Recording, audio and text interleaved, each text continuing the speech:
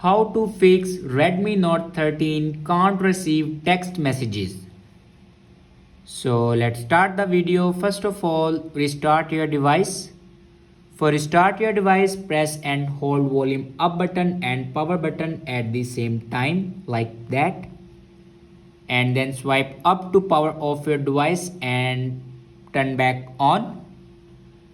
After that, check your network connection works properly or not. After checking your network connection, then open settings and then click on apps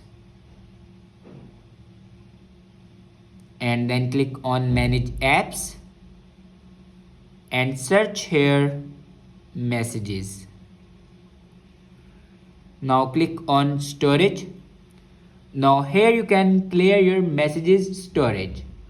After clear messages storage, then go back to the main page of your settings and then click on about and click on Xiaomi Hyper OS. Now here you can check your software update.